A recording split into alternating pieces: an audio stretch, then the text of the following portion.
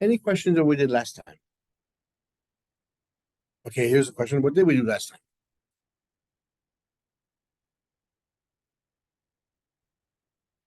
One-sided limits. What's the purpose of one-sided limits?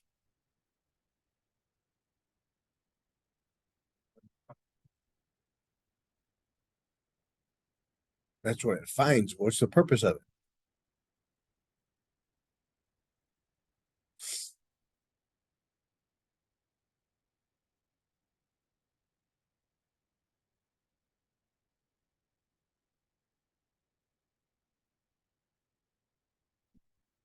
No, that was the example we used. It's that it's to serve twofold. One, if we have a like a semisphere, like we had last time, the domain is closed and bounded, which means to test the limits at the endpoints, we can't do it from both sides like we've been doing. Even though we haven't been doing it per se from both sides, earlier we took the limits, we just plug the number in there and see what happens. What's really happening is both of these are being tested at one time. Because with the one-side limits, yes, one of the things you can find with it, whether the function is continuous or discontinuous, whether there's a jump or if it's, bless you. So that's what we use it for, is we have to check the values, the endpoints of a closed interval, to see if it reaches a point, a limit. Now, and the benefit of it is if it doesn't, if we approach it from both the same value from both sides and they get different values, what does that mean? It's not continuous, right? They're approaching different values. So even though the function may be continuous, but as limits approach, there could be something else, which now comes into what's called continuity. We're going to put all this stuff together and pretty much define what continuity really means. Basically, the way you were taught earlier, I bet, is you test to see if a function is continuous by putting your pen on the graph and see if you go the entire graph without ever lifting your pen. Yes, that's true. But now let's look at it mathematically. For a function to be continuous, certain conditions have to exist. Can you guess what they are?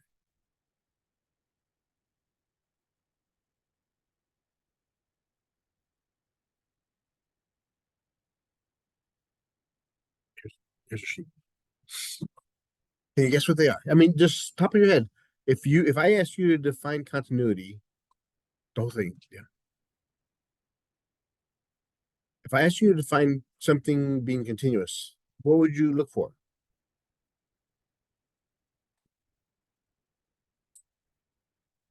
But you can't see if there's a break with it. Just looking at an equation. You're looking at a graph. We're only going to be looking at equations now.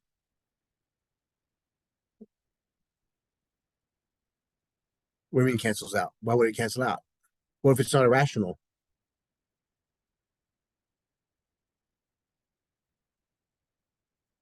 You're right. Algebraically, you look at the function itself and see if you could determine what the domain of the function is. The domain deals with the x values, the input. You look for what are called asymptotes, if they exist, or points of interest. So let's look at this. On your sheet,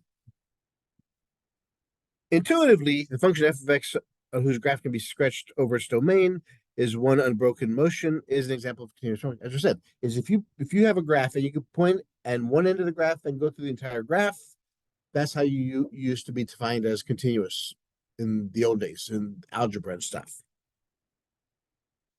But now let's look at specific values at points. So to understand continuity, it helps to consider the function. Oh, you can have this one finished with it. So here we have a graph. Is it continuous? I mean, just by looking at the graph, you can see it's not continuous. There are holes everywhere. So, at which numbers does the function f above appear to be not continuous, and why? So, this first example.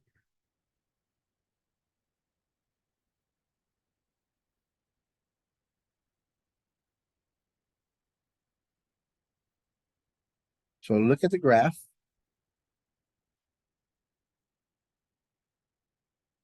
And then whatever you answer, you have to tell me the why.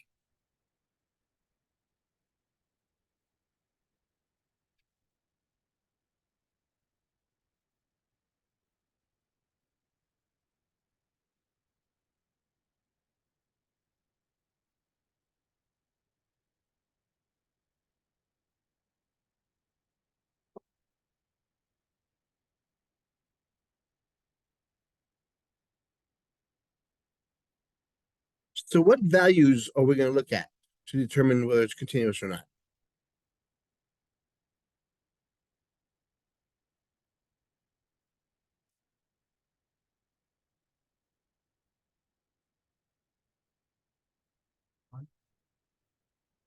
No. Because when you look at a function, if I gave you a function like this, what values would you look at to see if it's continuous? What's the only value that makes this equation questionable? You can't have zeros on the bottom, so x at 0. That's the number you're looking at.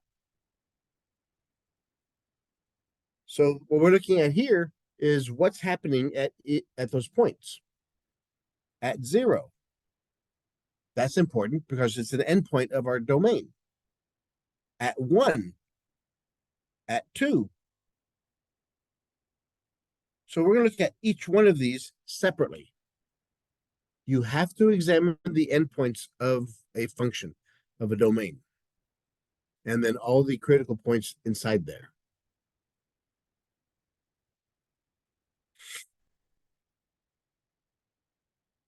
So what's the first thing we notice about this? Just by looking at it with respect to the domain.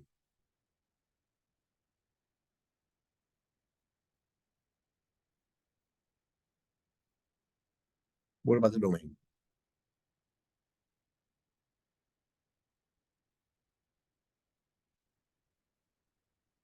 It goes from 0 to 4 and it's closed. Because the farthest left point you have is this one, and it's at 0. The domain deals with the x values. What are the possible x values I can look at? Okay, we also look at, in this case, but that really doesn't matter. What's the range of this function?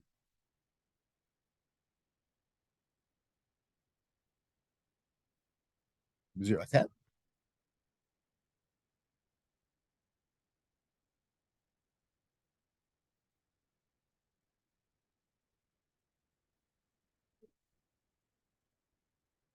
Very good.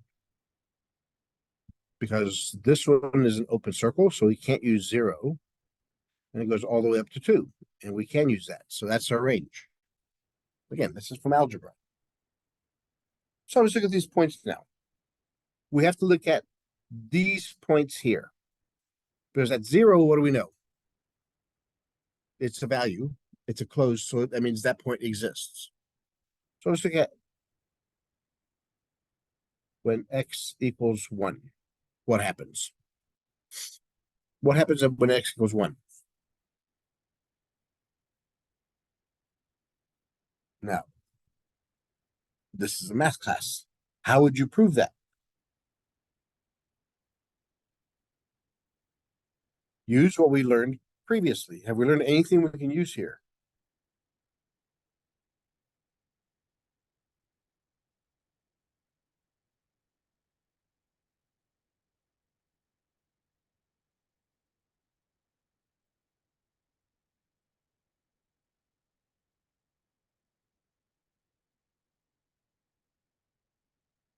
Does that mean anything to you?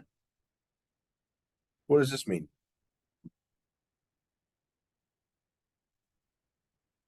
What's that? Yeah. What's the limit of the function as x approaches one from the left side? From the left side. In other words, if we're approaching one from the left-hand side, what value is it approaching?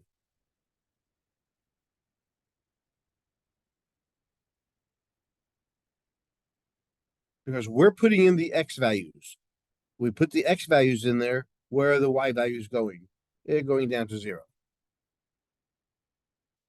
How about this one? As we approach one from the right, where is it going to?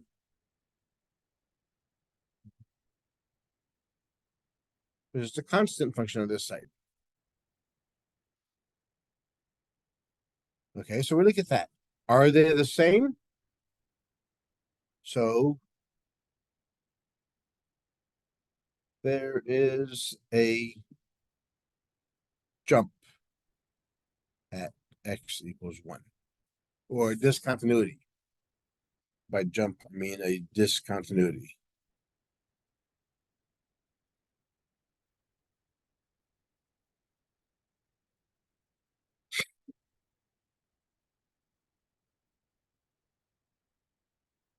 Which we refer to as a jump discontinuity.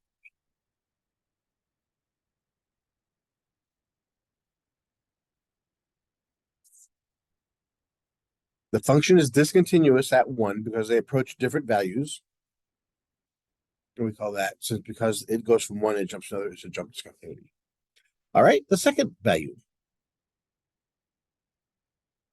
When x equals 2, what do we know?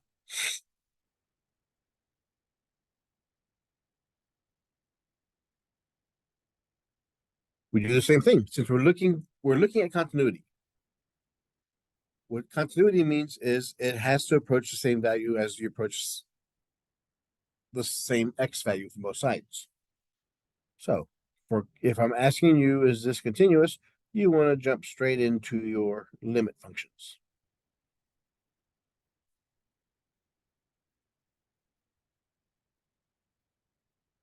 So we take the limit of f of x as x approaches 2 from the left and then 2 from the right. What happens as x approaches 2 from the left? Where does it approach? Yeah, it approaches 1. How about from the right? No, it doesn't approach 2. Yeah, because as x gets closer to 2, these y values are approaching 1.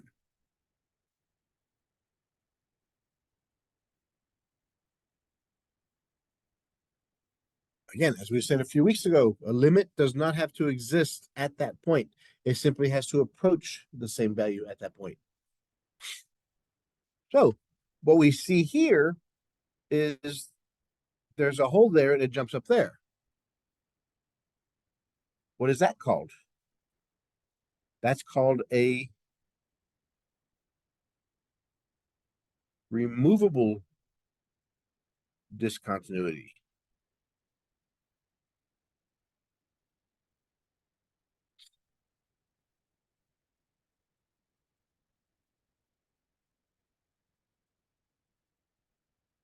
Removal discontinuity means it was a rational expression, it was a fraction, and they both had the same, like they could have had x minus 2 on top and then x minus 2 on the bottom. It was a removable discontinuity. So it made it discontinuous with x is 2. So that's the example of that case. So if you have a function and you plug in the values and you get 0 over 0, remember what you can do after that? If it's 0 after 0, what do? Well, algebraically manipulate it, do something with it, because that means they have to have something in common. Because if you think about it, x squared plus 2x minus 8 over x minus 2, if I plugged in 2 inside both of those, at x equals 2, what happens to the top number?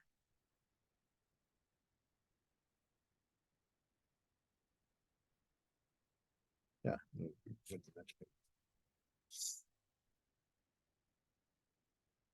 So if f of x was x squared plus 2x minus 8 over x minus 2, and if I plugged in 2, 2 squared plus 2 times 2 minus 8, 2 minus 2, we get 4 plus 4 is 8 minus 8 over 0.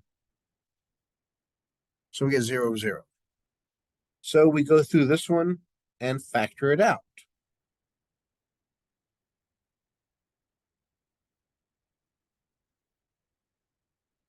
We see the reason why it becomes 0 over 0. We remove it.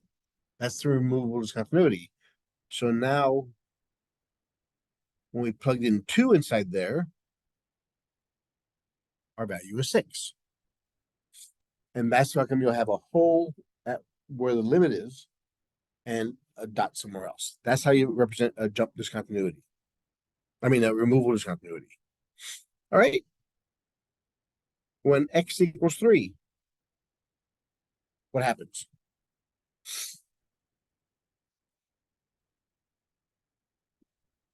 Here's the graph. When x equals 3, what happens? Yeah. So from the left, when x approaches 3, and then from the right, when x approaches 3, what do they equal? What do they approach?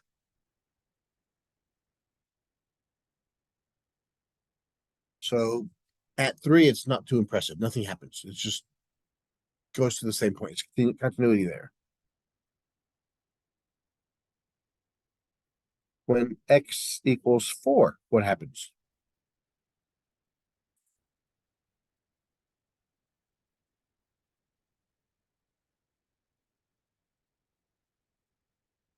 Have we seen something like this before? Where? At 2. At 1, I mean. And 2. Well, this is a jump. What happened at 2? What do we call that? Removal discontinuity. Because as we approach it from the left, it goes to 1, but the value is. So this is a removable discontinuity. Why can we not say it's a jump discontinuity? It doesn't continue after that. Right, very good. Exactly. Because at 4, it stops. It doesn't go anywhere else. So you can't say it's a jump discontinuity because it doesn't jump to anything else.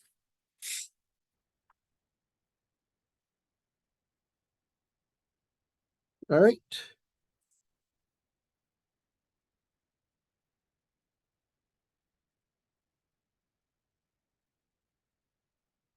What else do we got here? Oh, let's look at definitions.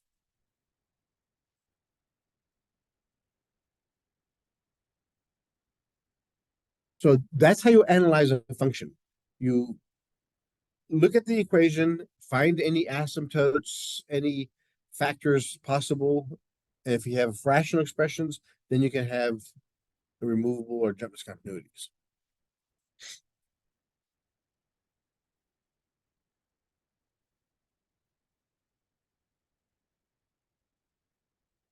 Definitions.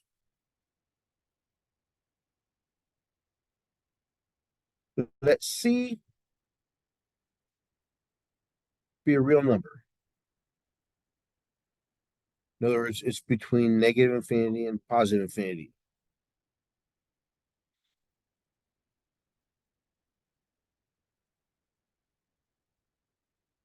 C can be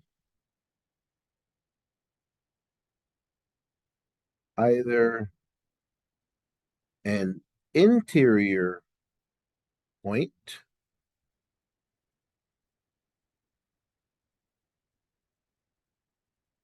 or an endpoint.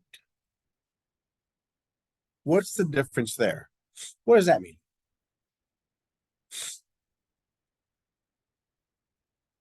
What's an interior point? Interior of what? Very good. So the domain is A and B. That means C is an element inside there somewhere. That's what that one says. It's inside those two. The endpoint is where C equals A or C equals B.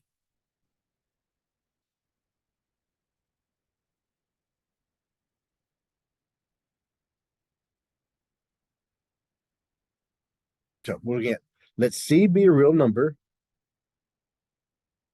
C can be, this is either in an interior point or an endpoint of the continuous function f.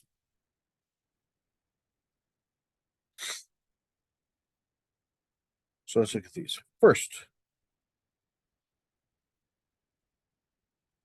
say the function f is continuous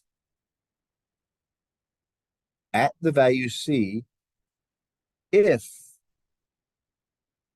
the limit as x approaches c of the function equals some limit, which is f of c. In other words, the point does exist. That's the first thing it tells us. In other words,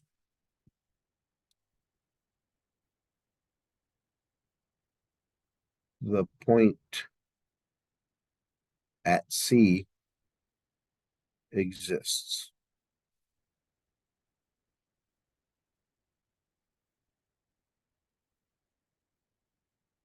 So that's what that one looks at. Now we gotta look at the what we just looked at.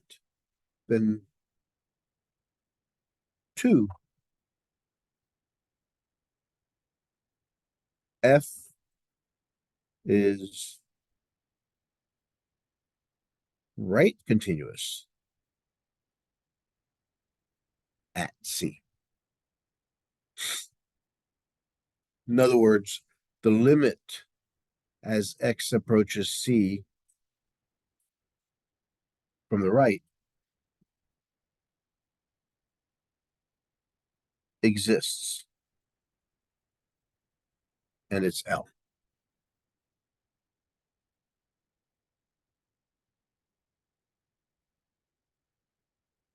And lastly, f is left continuous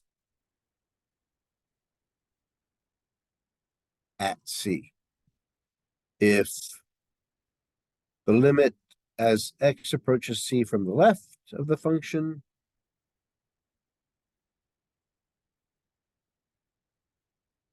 approaches some value, and it's the same value.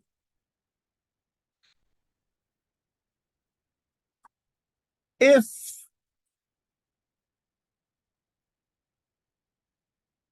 all three conditions exist, the function is continuous.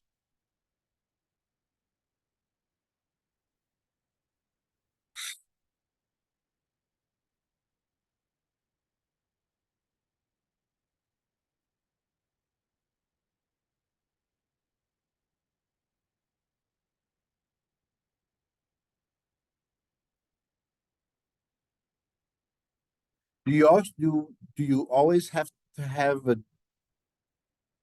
right and left continuity for it to be continuous?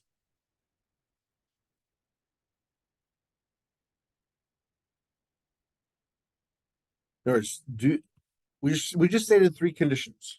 It has to be the limit has to exist, which means it has to approach from both sides.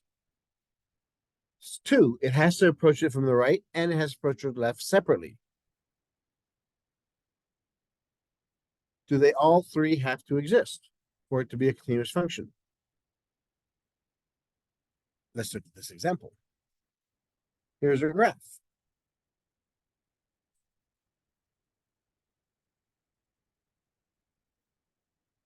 There's my function. I only want it from here to here. At any point in the interior points, yes, we can do a right and left limit, but we can't do it at the endpoints.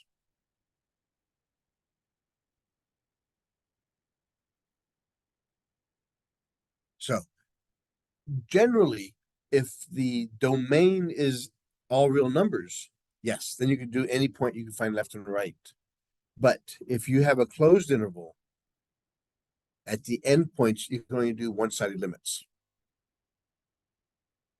Do they have to be the same? No, because they're not the same point. They're two arbitrary points on endpoints of our segment of our function.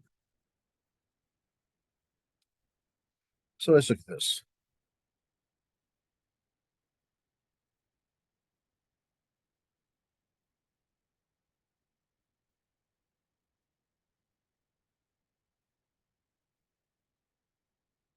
Continuous function must exist at any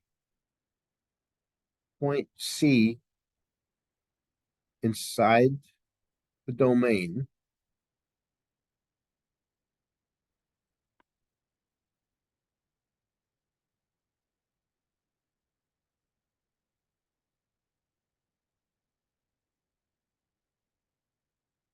and the limit of every C inside the domain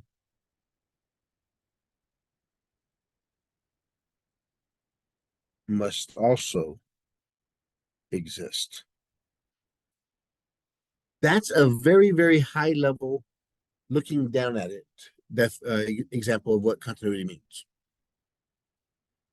Let's see what the next example looks like. Oh. So it says, let's look, what does this first statement say? Continuous function must exist at every point C inside A and B.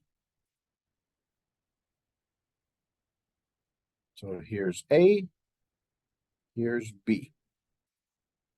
C is any number between there, any interior point and including the endpoints. So if it exists at every point, that means there are at least dots. That's not enough to tell me it's continuous.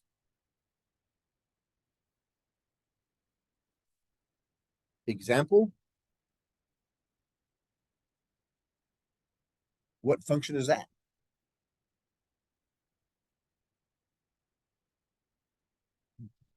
The greatest integer function. So even though the dots exist, there's no continuity. Every dot, the domain of this is negative infinity to positive infinity. And the range is simply the integers. So just because every point exists on the domain doesn't mean it's continuous. That's just a first step that we have to do. Because if there's a point where there's an asymptote or it's undefined, we know automatically it's not going to be a continuous function. So we have to first cross this hurdle. And then limit at every x inside there also has to exist. Why is that important? Because the limit has to approach the same value from both sides.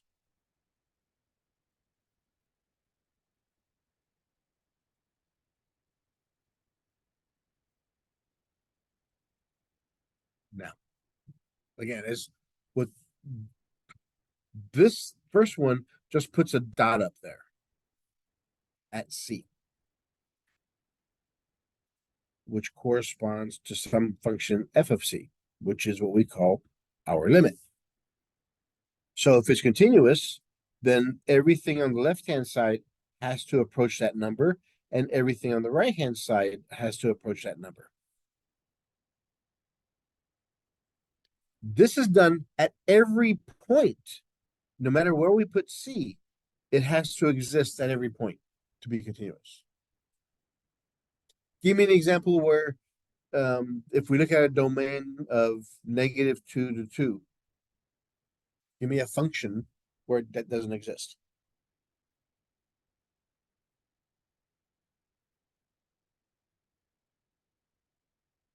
Because you also have to remember, you always have to check the endpoints. The endpoints have to exist.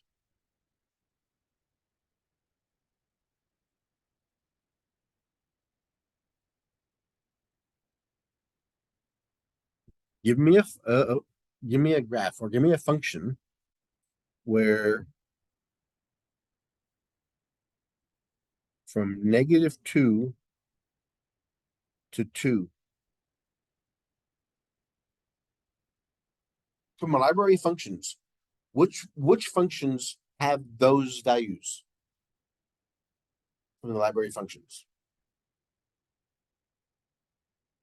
Are there any functions that are eliminated that don't have that in their domain?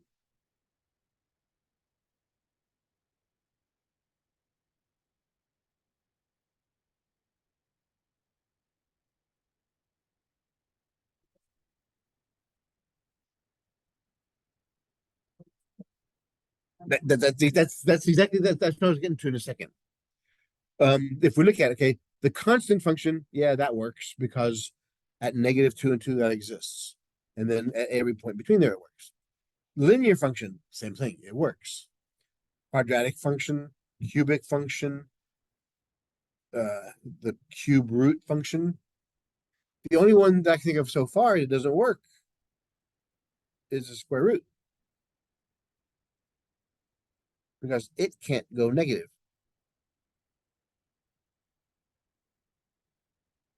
Yeah, so unless I did a shift.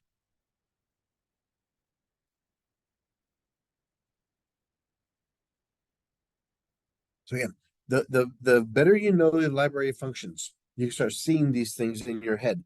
Which one of them at least have these values in there? You're right. The one I was thinking about, there are two of them. That one doesn't exist. Well, it exists except at 0. And also this one. It exists everywhere except at 0. So again, memorize those library functions. It's going to save your life in math. Let's take an example 2.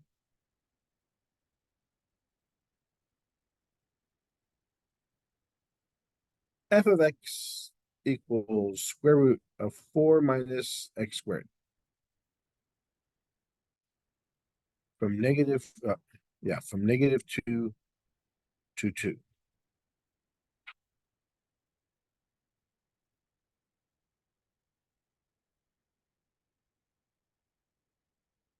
This is not really an example, it's just a comment.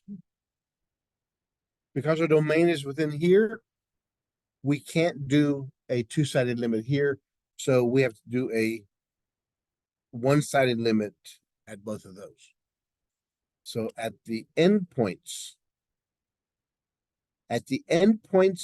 of closed intervals, you can only do one-sided limits.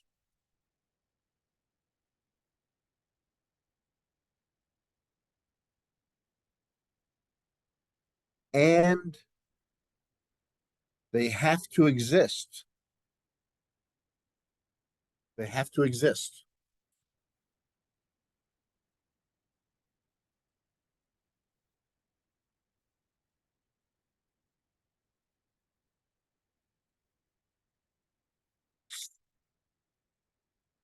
So this is when you examine a function on a closed interval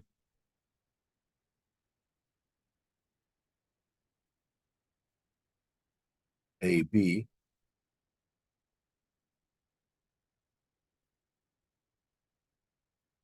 the endpoints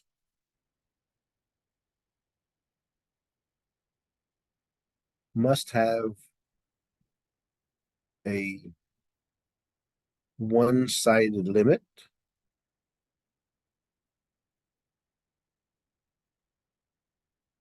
that exists. Now, when I say exists, it has to give you a number, has to give you a response, a value. So basically, the first thing you do is check the endpoints now and see if they work. If they give you values, great. Now we have to see at the limit has to exist.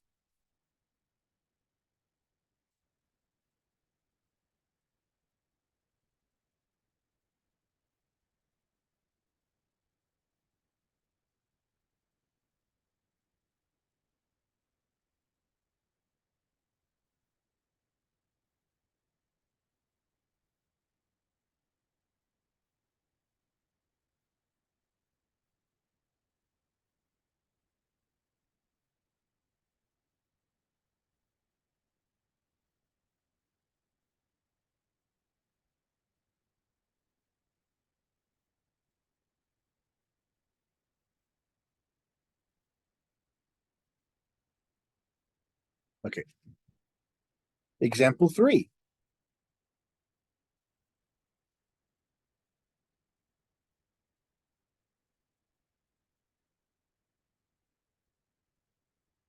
The greatest integer function.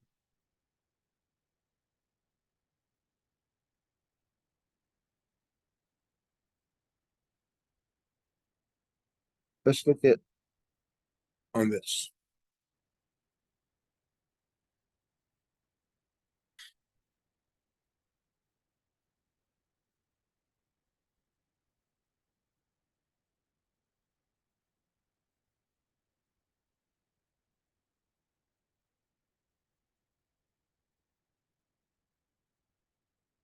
Okay, so remember what the graph of this function looks like.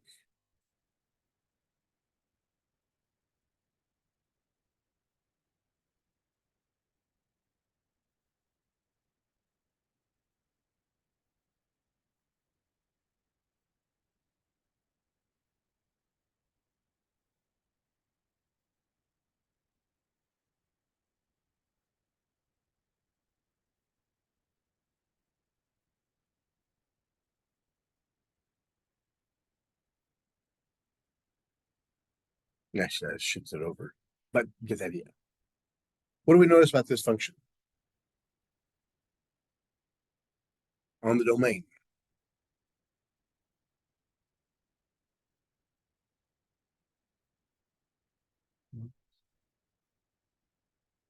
It's a jump discontinuity. So is it a continuous function?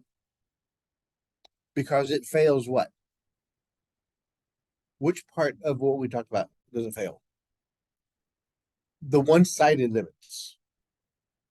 Was, well, the whole limit thing. Because first, does the limit as x approaches 0, does it exist? No, because we cannot approach it from the left. So this fails.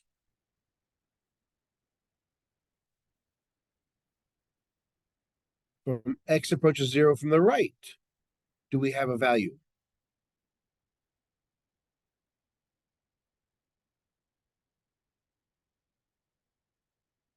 As x approaches 0 from the right, it goes to 1.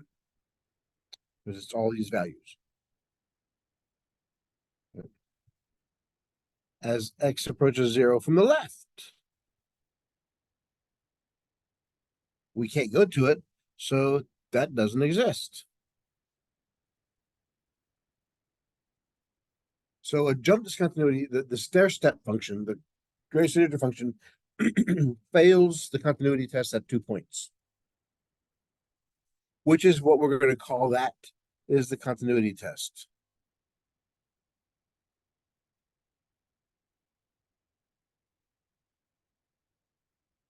The test if a function is continuous.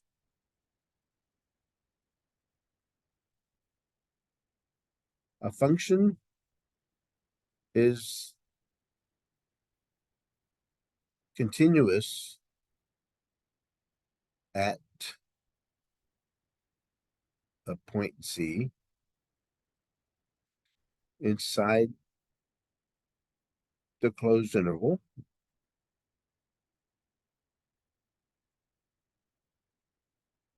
if and only if the following are true.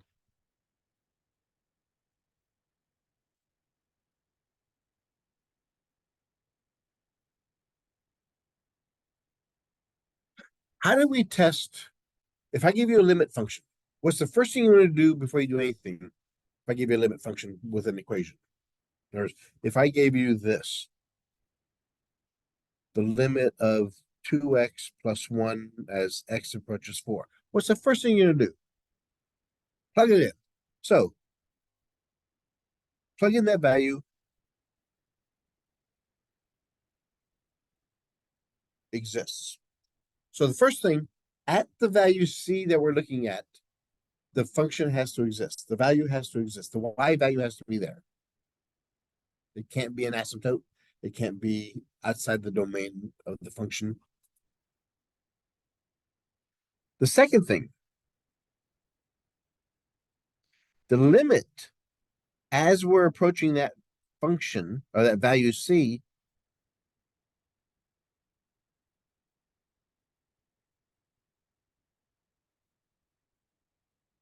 the limit has to exist.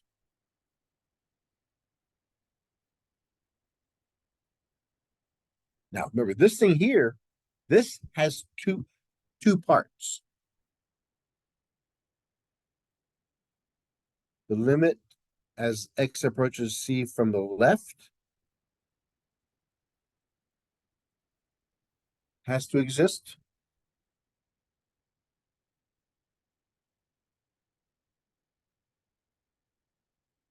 The limit as x approaches c from the right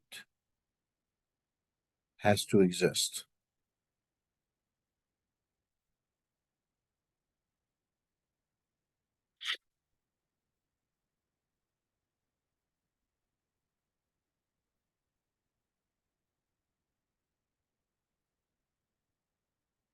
So all these limits have to exist.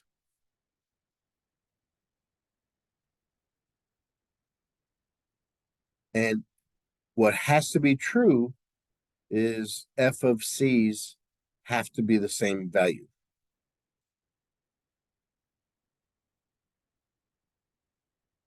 Because if we look at the left side and the right side, these two have to be equal. Not only do the limits have to exist, they have to be the same value.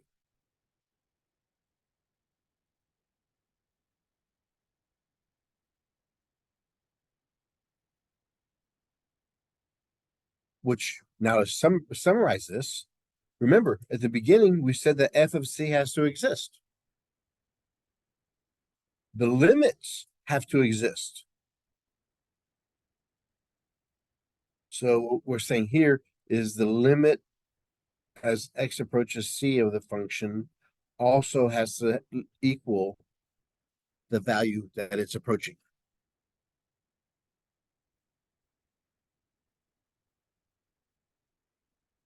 Example of this.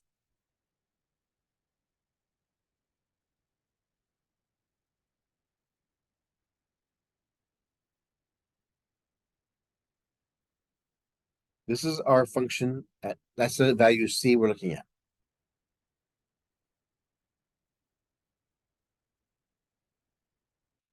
What's the limit from the left side? 1. What's the limit from the right side? What's the value of the function at c? Let's say 2. Are they equal? No. So it's not continuous. it's got to jump or remove its continuity. So in order to be continuous, everything has to line up. The limits have to exist, and the value at that point has to exist, and they better be the same.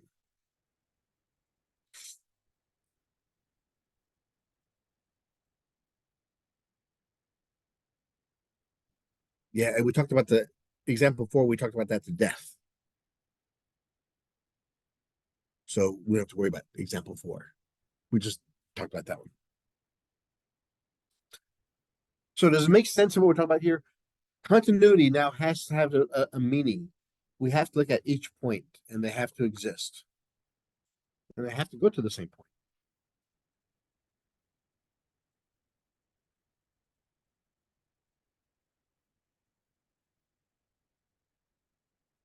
How can functions not be continuous?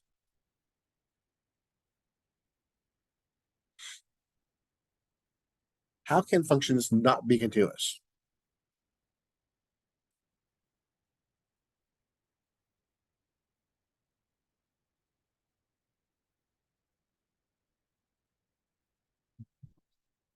Okay, that's one.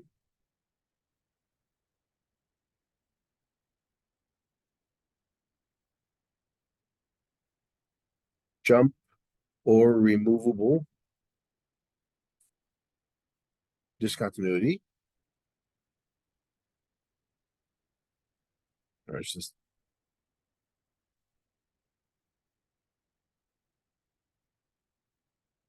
this is the jump, and this is the removable.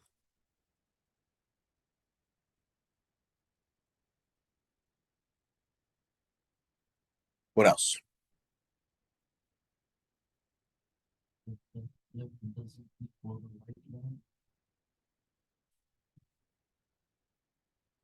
Isn't that what we just talked about? Would that be a jump discontinuity? That's this one. What's that?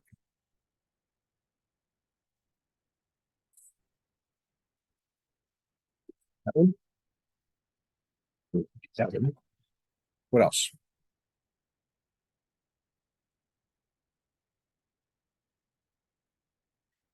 Think of our library functions. We talked about 2 of them already.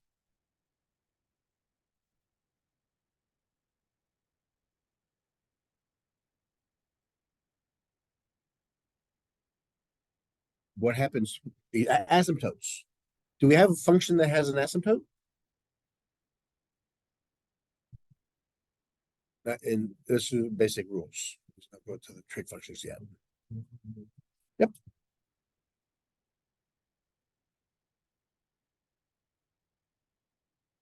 So from the left-hand side, where is it going?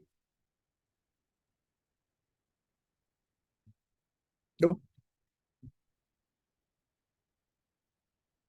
The limit as x approaches c from the left goes to negative infinity because it's pointing all the way down. The limit as x approaches c from the right goes to positive infinity. They're both approaching infinity, but one of them is going the opposite direction.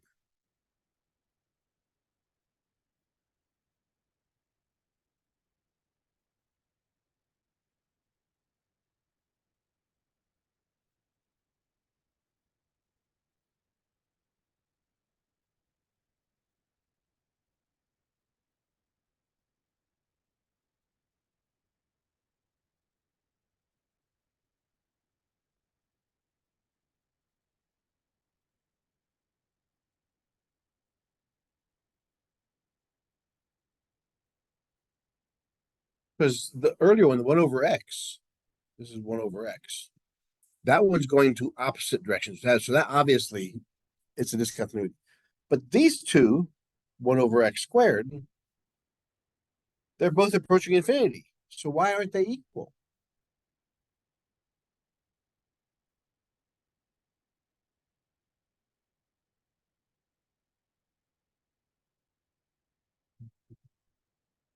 but we just showed it. And as we get closer to zero, we're going to infinity. Aren't these two infinities the same?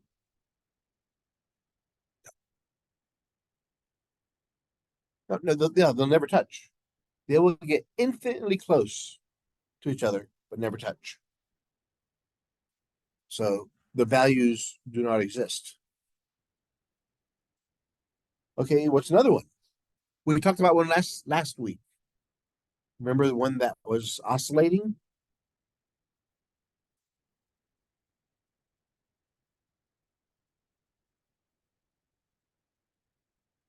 The sine of 1 over x. Whenever you have oscillating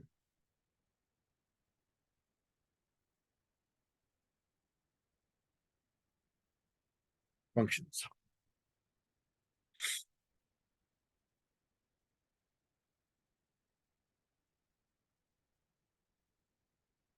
Oh yeah, got these. These have names also.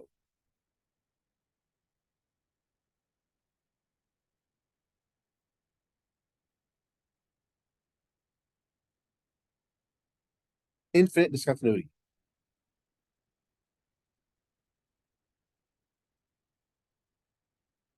Because you can never reach infinity, that means they'll never touch, so they're not the same value.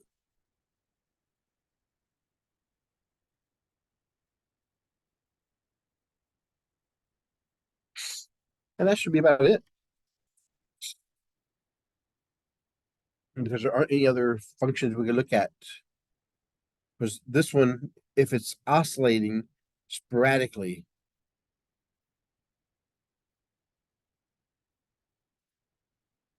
it was tame on both sides. Then once you get closer to zero, because this just explodes. So it just gets too erratic. So it oscillates between 1 and -1. And it just one. I mean, just look at the output, just one negative one all the time. So it's nothing. Here's a property. Before we do the example,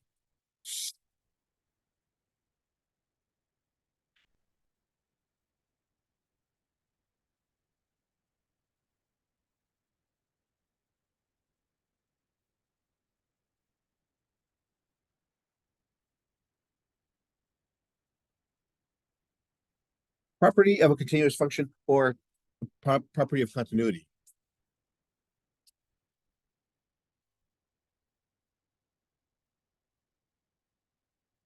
A function f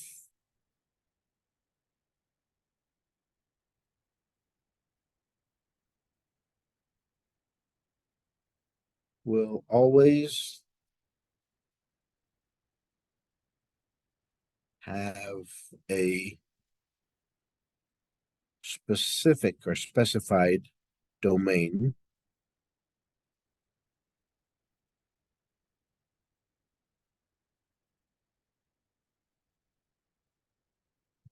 It could be closed. It can be open. It can be open and closed, but the domain has to be specified. We have to know what we're dealing with in order to be able to look any further.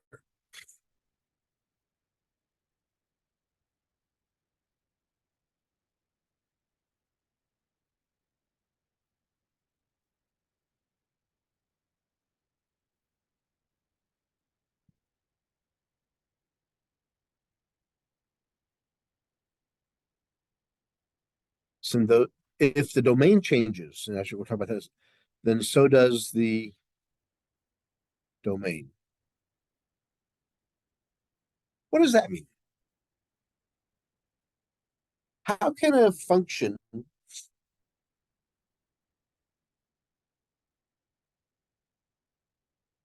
if the domain changes, so does the function?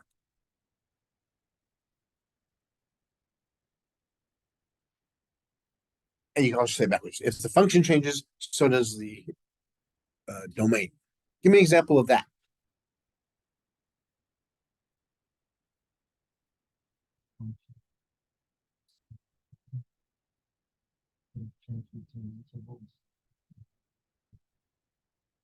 Give me an example.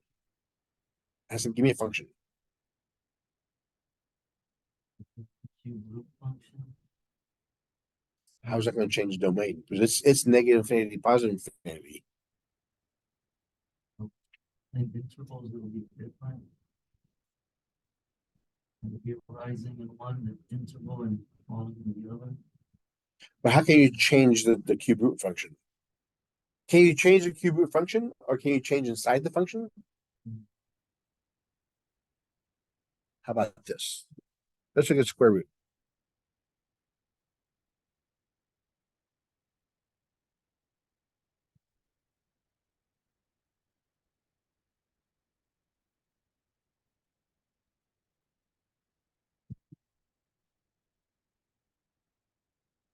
Can the top ever be negative?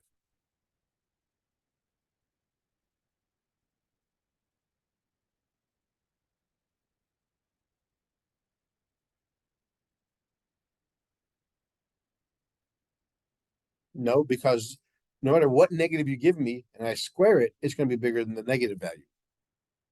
So if you give me -8, that's my thing. But -8 squared is 64. 64 minus 8. So we only have a problem when we're at what number? -1. Because at -1, this becomes positive -1. We get a 0 on top and a 0 on the bottom. So our domains is restricted.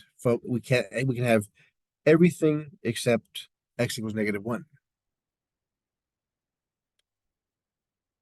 But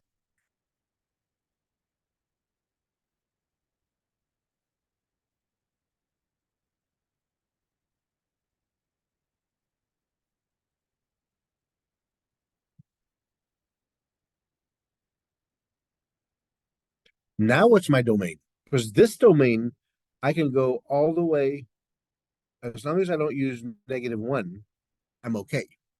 So I could use -0.9. Can I use -0.9 here? Can I use -0.5? No. So this one starts at 0 and goes to infinity. This one starts at -1 and goes to infinity. So as the function changes, so does the domain. As the domain changes, so does the function as a result.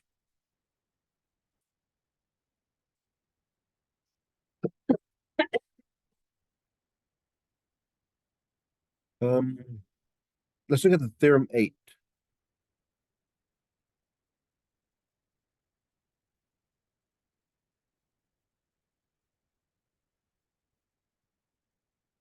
Properties of continuous functions.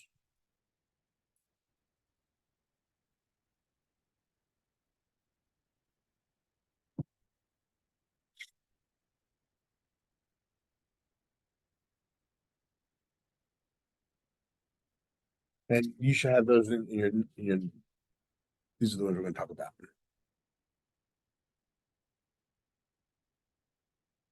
So the first one is the sum of functions. You can add the two functions together because f and g are both continuous. F and g are continuous. If I add them together, they're still continuous.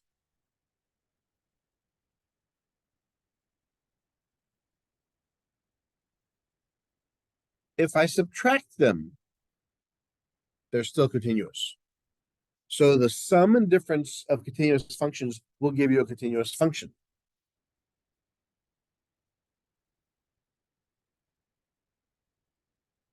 The constant multiple. We have some constant number times a continuous function. All it's going to do is increase the y values. It'll just make the graph taller. It's still going to be continuous. It's just going to zoom in. That's pretty much zoom in, so it looks bigger. The product of two continuous functions is also going to be continuous.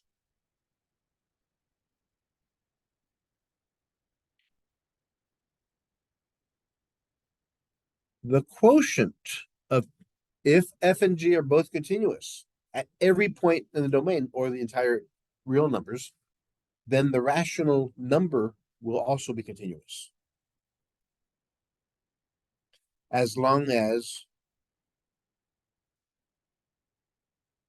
because if g is equal to 0, it can't be equal to 0, that means it's not continuous because there's some value inside there that will make it undefined. 6, we have the power rule. Any continuous function raised to some power, again, it's the same concept as the product, because what this means is we just have n times.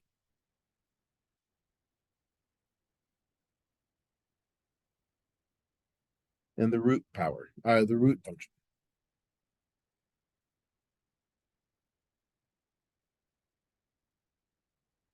The nth root of any continuous function is still going to be continuous. Because if f is continuous, that means the values exist, right? If the values exist, I can take the nth root of them and it'll still give me a value.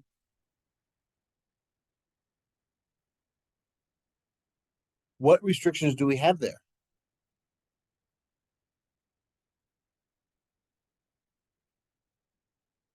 If n is even,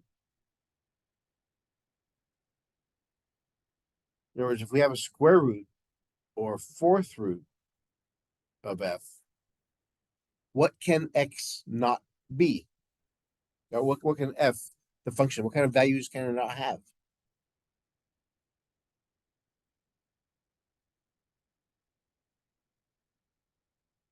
Can you take a square root of a negative number?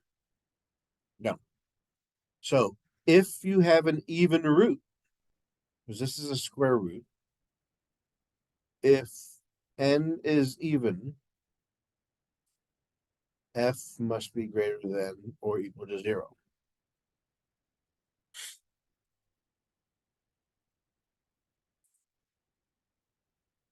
So I didn't say that it has to be continuous to the entire negative infinity to positive infinity.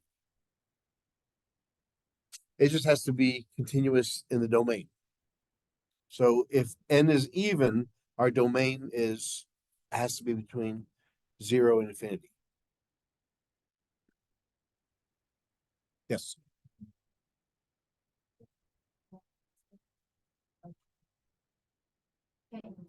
Right. Yes.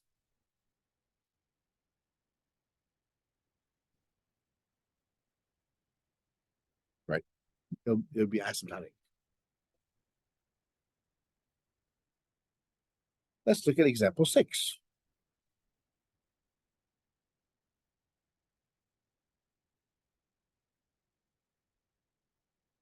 Well, this one just says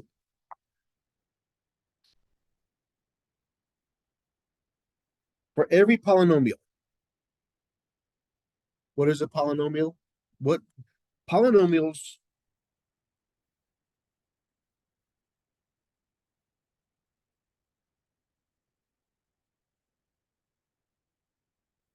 For every polynomial p of x,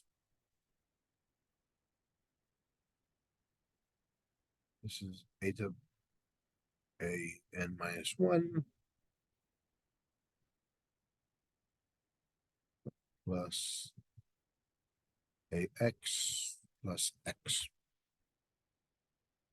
Sorry, just a sub 0. What this is telling us is any size polynomial of degree n is continuous. Why?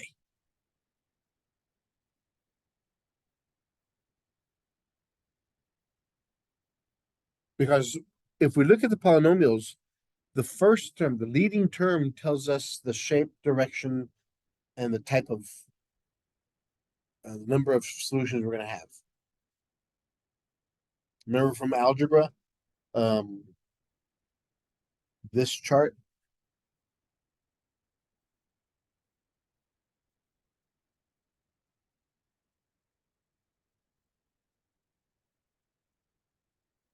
where A is the leading term and N is the degree. So if A is positive and N is even, then we know that the graph, both ends have to point in the same direction, up.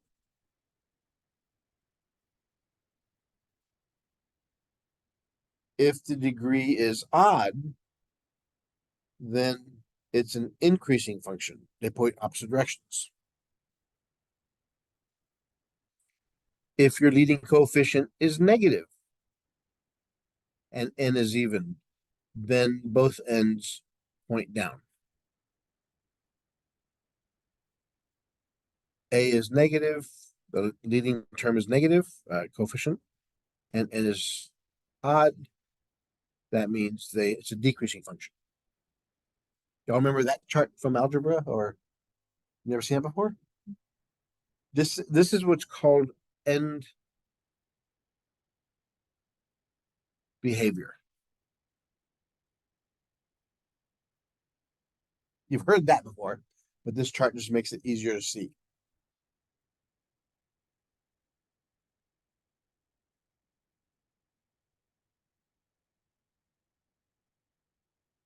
And again, this all has to do with the leading term.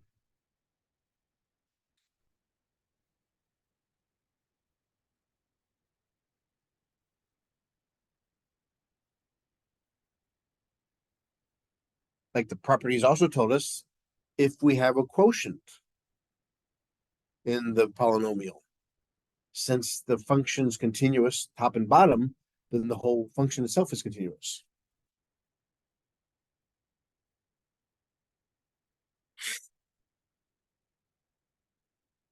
So this example just goes with the properties.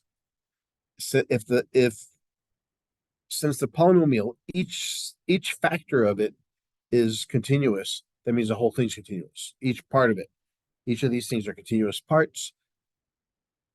They don't have any asymptotes. And if they're rational, then it's an equation f over g, and that's continuous as well over the domain of what makes g not equal to 0. Example 7. The function f of x equals absolute value of x is continuous.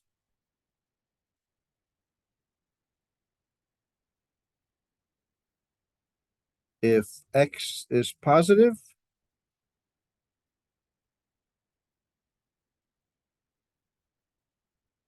we have f of x equals x. If x is negative,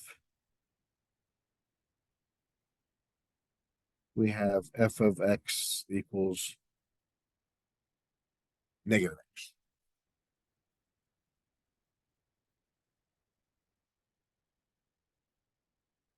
But now when we plug it into the function, when we plug it into the function, the limit of them, they'll both be positive values, real numbers. What about when x equals 0?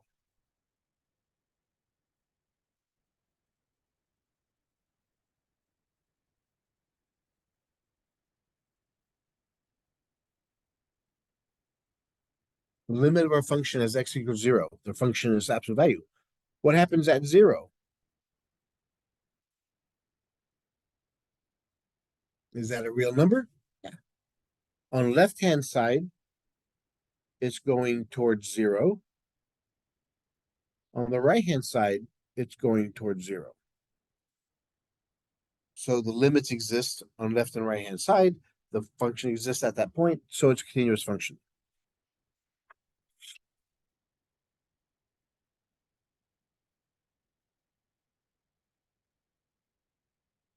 What's an inverse function?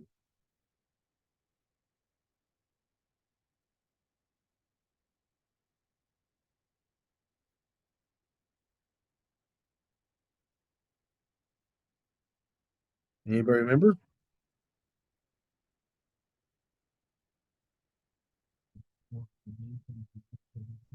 Right.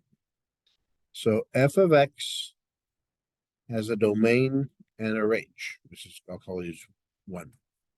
The inverse function has the same range. The domain switches for the range, and the range switches for the domain. Domains deal with the x, range deals with the y.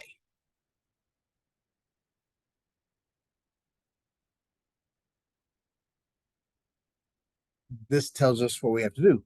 So the x changes to the y, and the y changes to the x.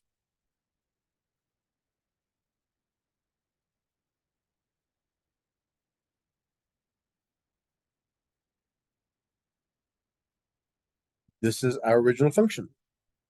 To find the inverse, we got to switch x to y and y to x. And then solve for y, which is our inverse. So we have x minus 2 equals 3y. Our y inverse is x minus 2 over 3.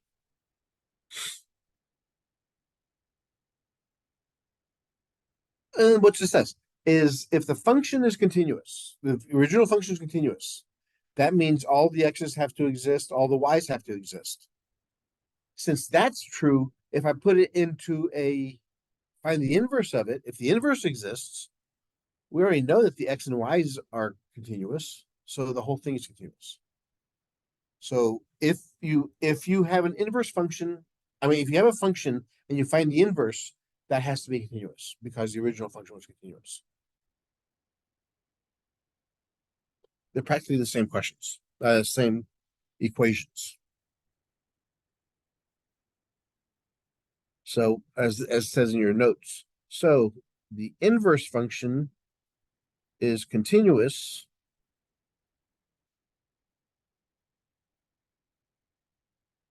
whenever the original function is continuous.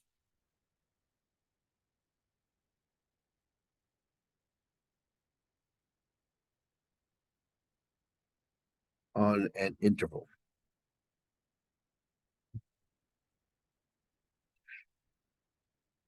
These last three words are the important ones. On an interval. Why is that important?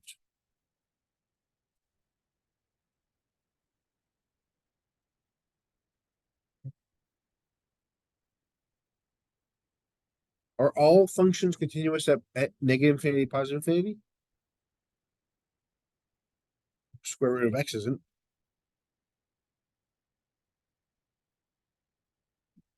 Neither is 1 over x squared, because they're undefined at 0. So every function you look at will be continuous in some interval, whether it's negative infinity to positive infinity, or it's from a to b. We can always find an interval where every function's continuous. So in that interval, if it's continuous and we find the inverse of that function in that interval, then it's going to be continuous. That's what all this stuff's saying.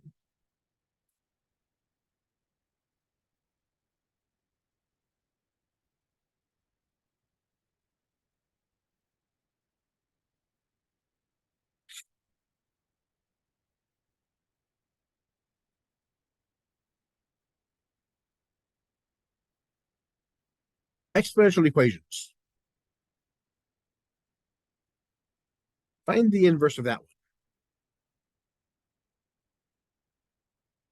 Actually, since we're solving for there, solve for y.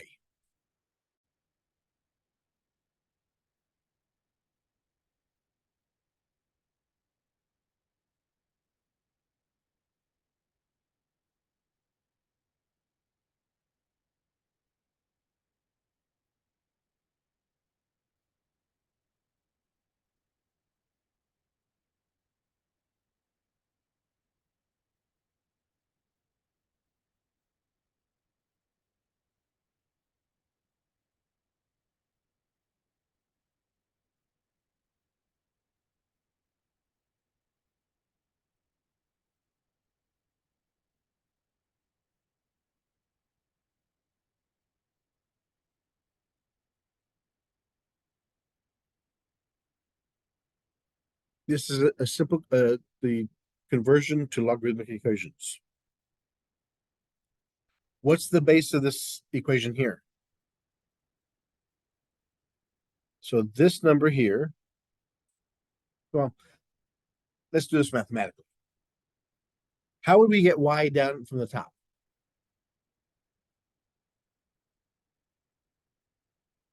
What's that? Yeah, let's just use ln. But we can use any log we want to.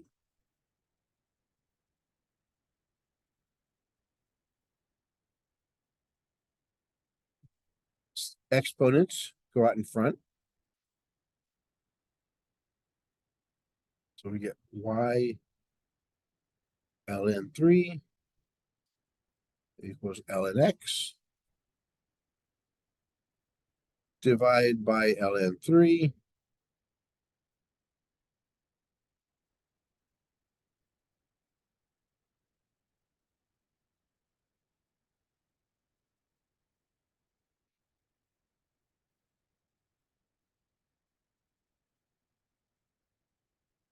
Now, since we have ln of x ln over 3, we can rewrite this as log base 3 of x using the change of base formula backwards.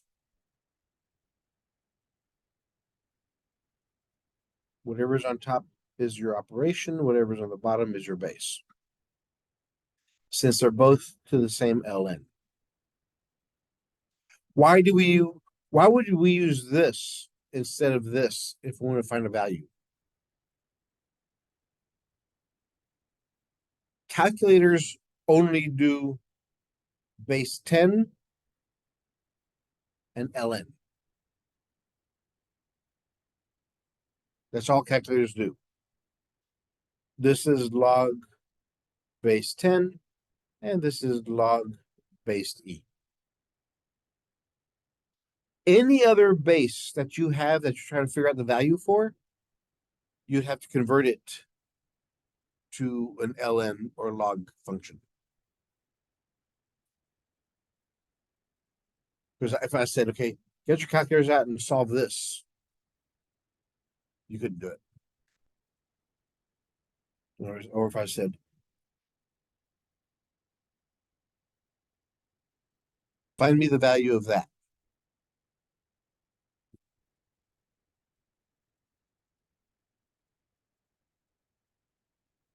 You couldn't find, there's no way in your calculator they'll find this. So what you would have to do is either do log base 10 of 7 over log base 10 of 5, or ln 7 over ln 5. It's just the ratio is that what we want.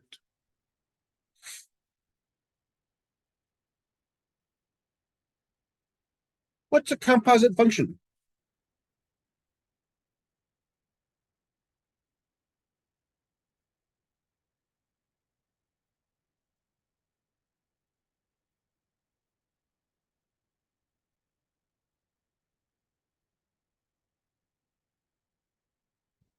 Fog, Goff, remember those? Those are composite functions. F of g of x says f of g of x.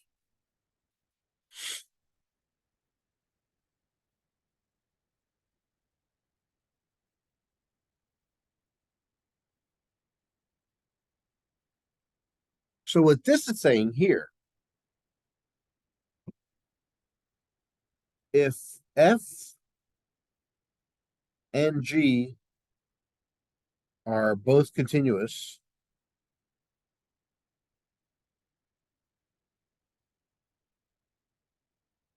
if f and g are continuous functions,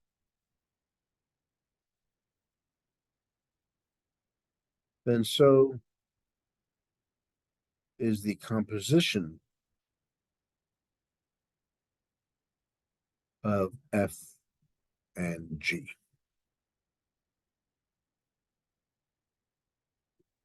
So if f and g are both continuous, and I do a fog or a goff or a foff gog, it's the resulting function will be continuous as well. as a picture of your notes, say, we have a value X from our domain.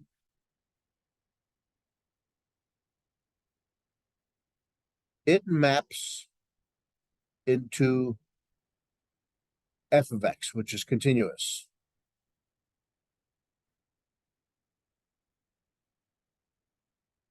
Then since that's continuous, this is the input for our composite function. This is also going to be continuous.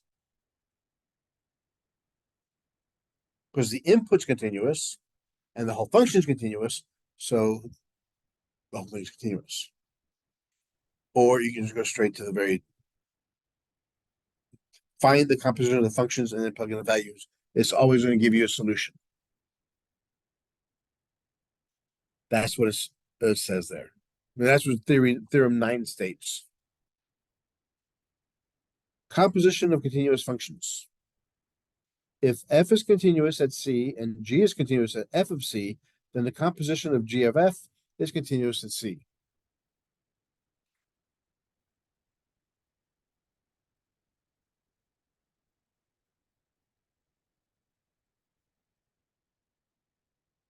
What's example 8?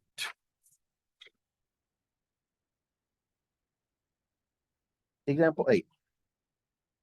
Show that the following functions are continuous on their natural domains. What do you mean natural domains?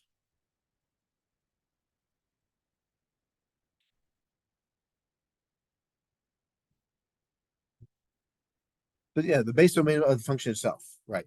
So it's like this one here, it's got a domain of negative or 0 to infinity. So let's look at these.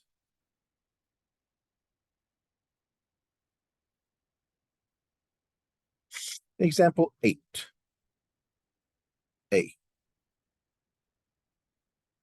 X squared minus 2x minus 5.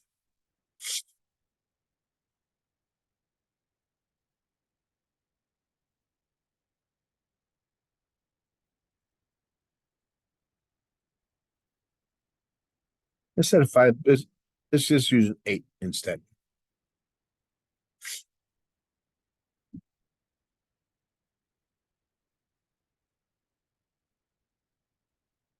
Okay, so what do you got to do first?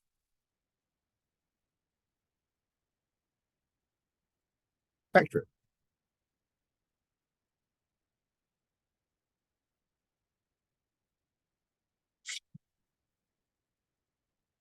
So the leading term goes inside there.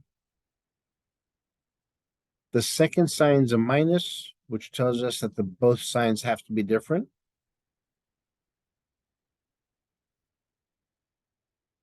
What times what is 8? When we subtract them, we get 2. 4 times 2, 4 minus 2. So 4 and 2 are numbers. The bigger number gets the negative. So 4 goes here, 2 goes here.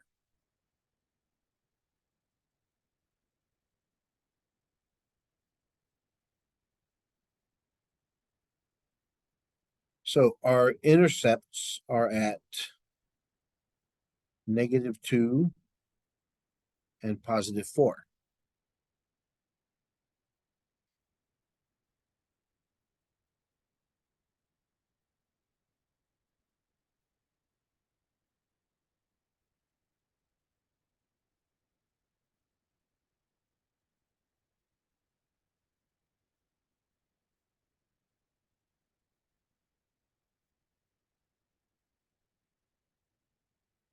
Inside here, what does that graph look like?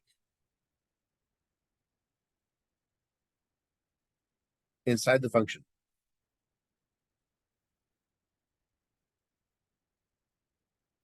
It's a quadratic equation. What does the graph of a quadratic equation look like? Parabola.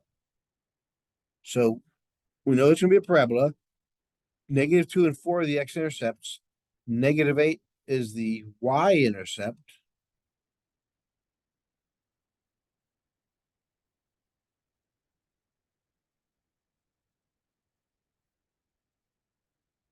So we know our axis of symmetry is at +1. So what's our domain of this function?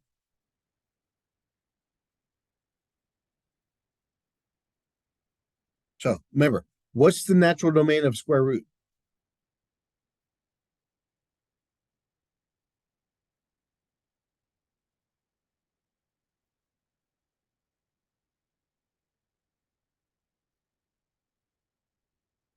So that's the original one. What's the domain of this function? Nope.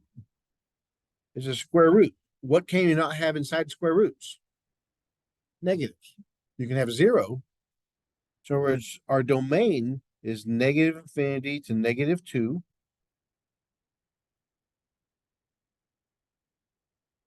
+4 to +infinity.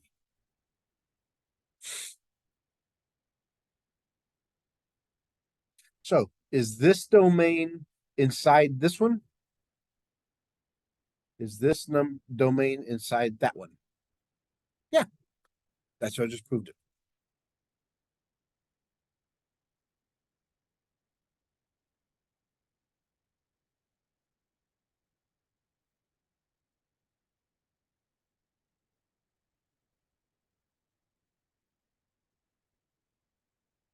B,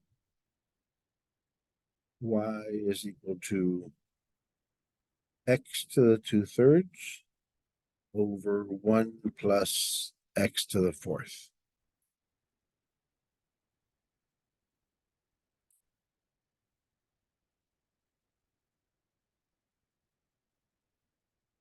So the original function here is what?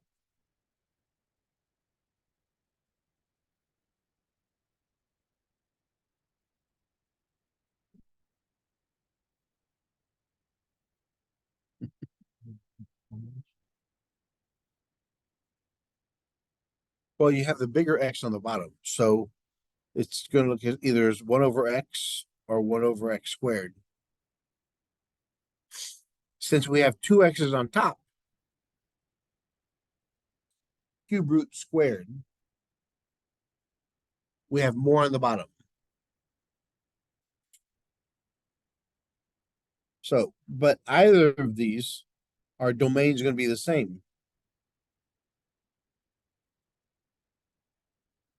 The domain of these functions is from negative infinity to 0, 0 to positive infinity.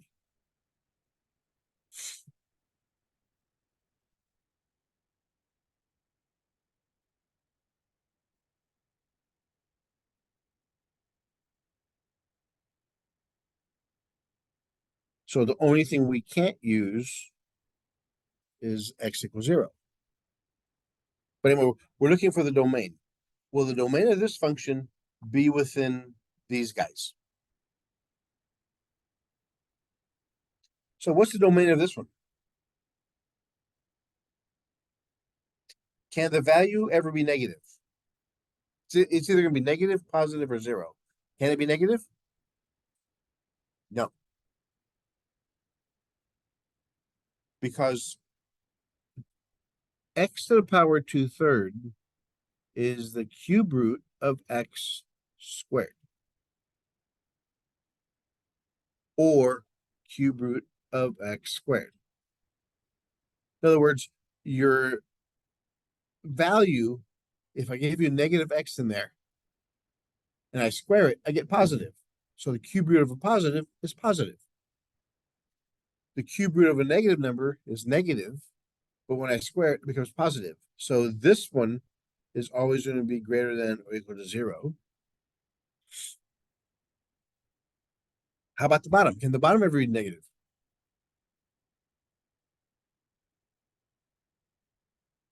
No, because x to the 4 will always be positive, and I add 1. So this is always going to be a positive number. But we can't have it equal to 0 at the bottom. So our domain is only greater than 0. Just this part. Which is from 0 to infinity.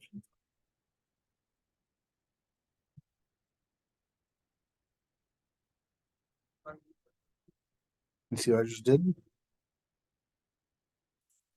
I looked at, since I have a rational expression, I have to look at both top and bottom separately. What's my domain for the top number? I could put anything I want to in there. Same thing with the bottom. But now, when I put those in there, what happens? Can this one ever be negative? No. Can this one ever be negative? No. Can it be 0 on top and 0 on the bottom? No. You have 0 on the bottom. So we can only look at the x values that are positive, that make the answer positive. So inside here, our x's, our domain for this function, I can use any values I want in this domain. I just cannot use 0.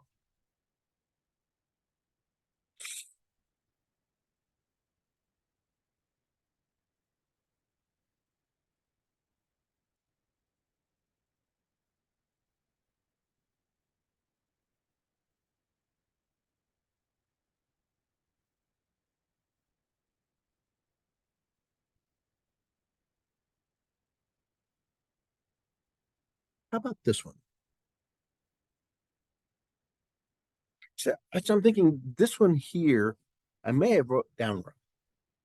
It would make more sense if the denominator was x squared minus 4. But let's look at x squared minus 2.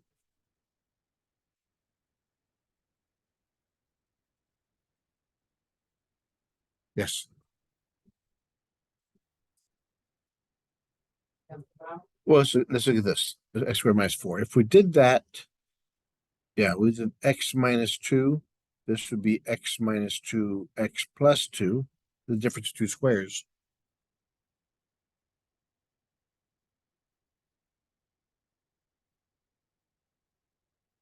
Oh, x plus 2.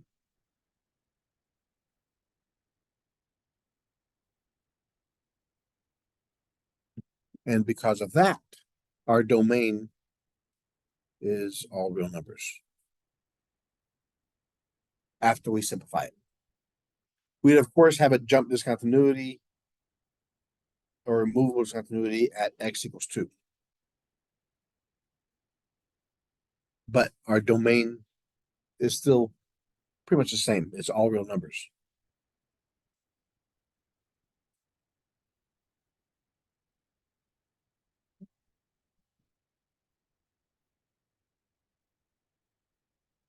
Yes. Which was what would that one would give us is the square root of the square root of 2. Oh, okay. Yeah. The domain of this one is all real numbers, right? So, because of that, anything I have here, as long as there's a domain, is going to be within that one. So the only thing we have is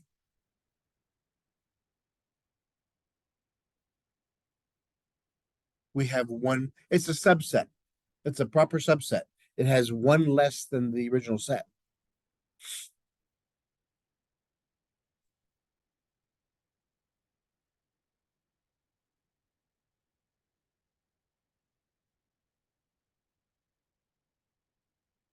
And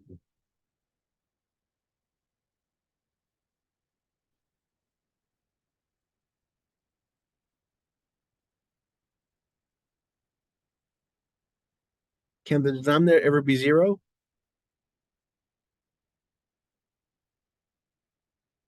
No. And it doesn't matter if the top is 0. If the top is 0, then it's 0. Can the absolute value equal 0? Yeah. Because it equals 0 at 0.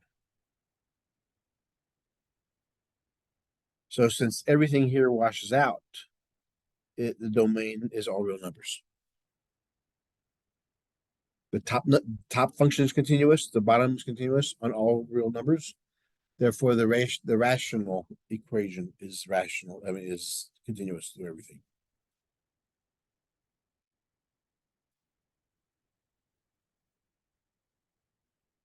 All right, theorem 10. Theorem 9. No, theorem 10.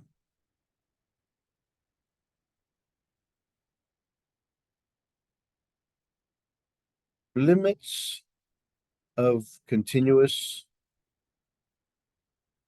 functions. So up until now, we said basically no matter how we combine functions, if we have multiple functions, if they're both continuous, then the final answer is going to be continuous. So this one says if the limit as x approaches c of f of x equals some number b,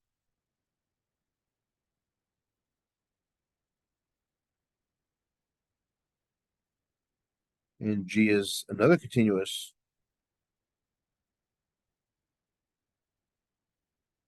at b, then the limit as x approaches c of the composite function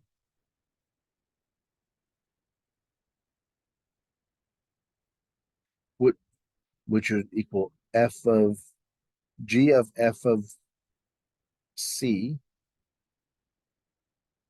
F of c is equal to b. So that's what it tells us.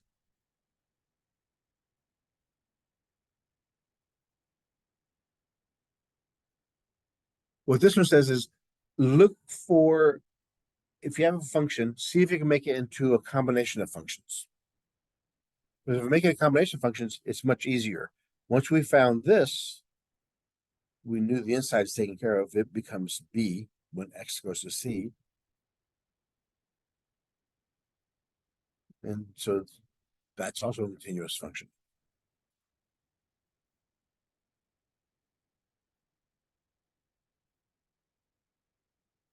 Example 9a. The limit of pi as x approaches pi over 2 of cosine 2x plus sine of 3 pi over 2 plus x. Is this a composite function?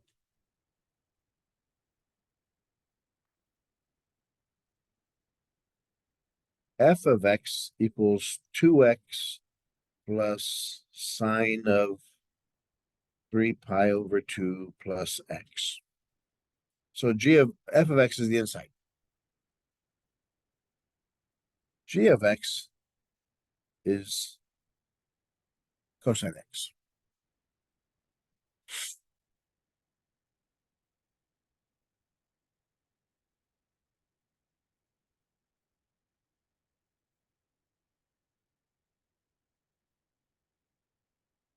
So what theorem 10 says is once we find the composite function, the pieces, the first thing we have to do is take the internal function at that value.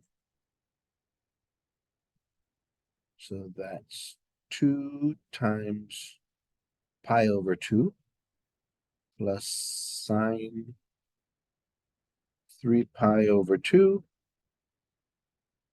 plus pi over 2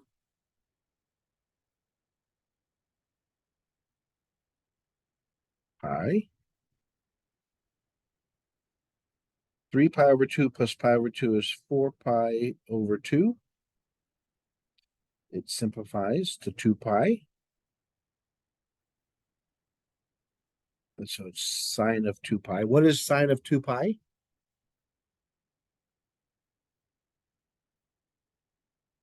Zero.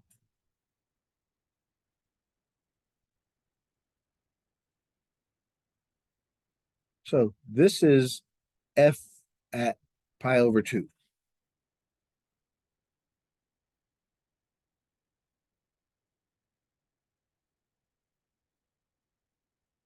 So what we have to find the limit as x approaches pi over 2 of g of f of x. So we have the limit as x approaches pi over 2 of g f of pi over 2. And we found that.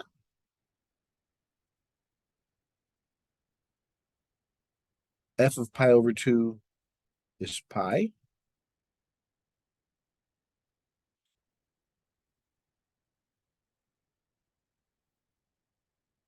So now that's our input to this function.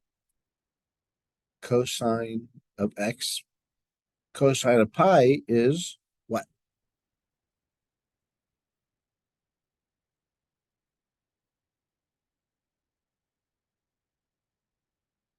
You missed it by that much. So the answer is -1. So that's what we're doing here. That's what these examples are looking at, is work your way out to the outside.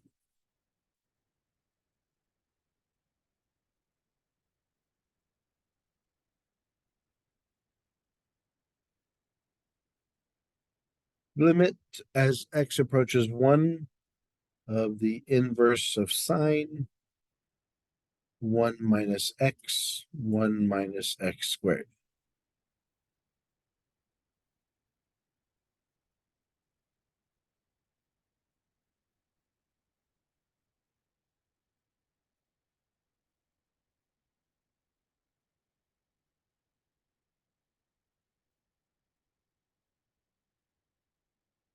We have 1 minus x on top. The bottom, we have 1 minus x, 1 plus x. Difference of two squares.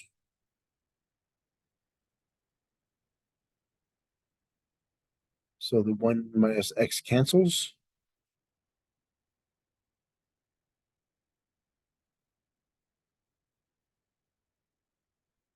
Yeah, so what I'm doing here, I'm just working on the inside.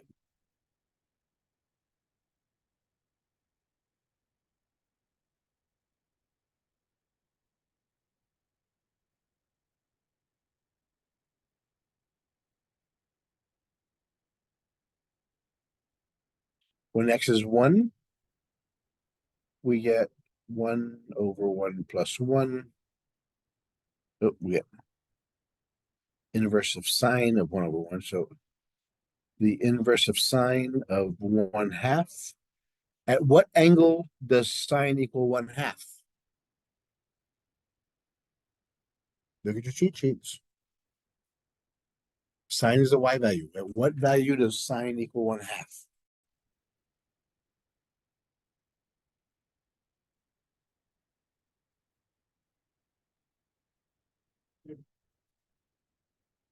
Or pi over 6.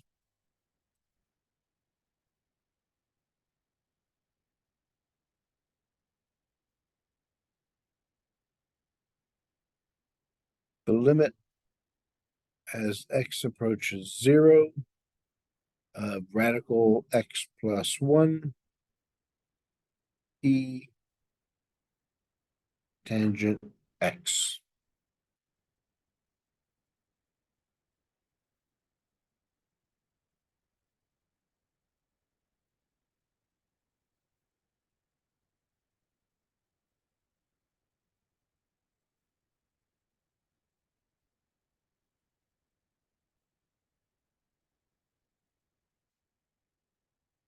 Well, again, first thing I try. If you try it, just plug a number in there. What happens if you plug in 0 in there?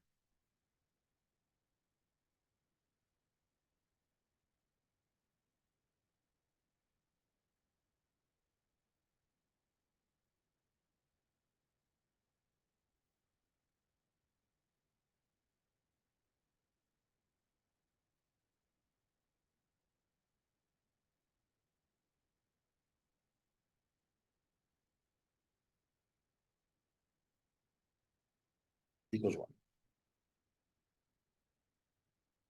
Again, yeah. Sometimes you don't have to do anything. Just plug it in there, see if it works.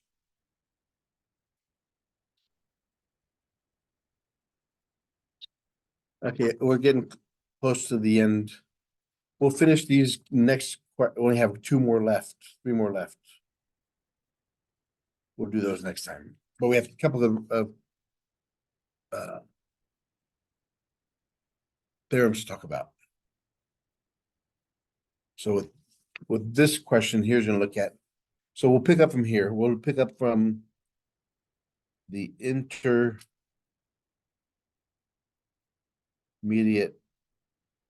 value theorem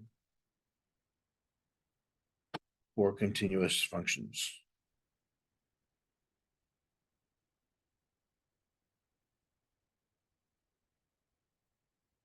Do y'all remember what the intermediate value theorem was?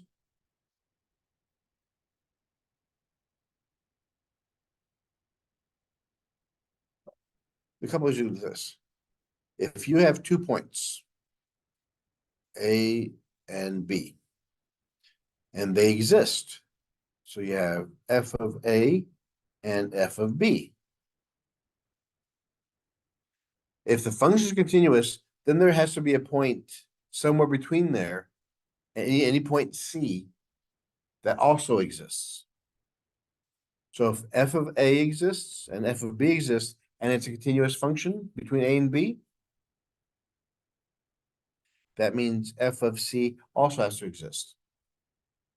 And we can take that one step further. If you have different signs on your functions, that means there's at least one value C where f of C is equal to 0. But that's if it, again, that goes with the concept of it's a continuous function, all the points have to exist between A and B. But we'll pick it from here next time.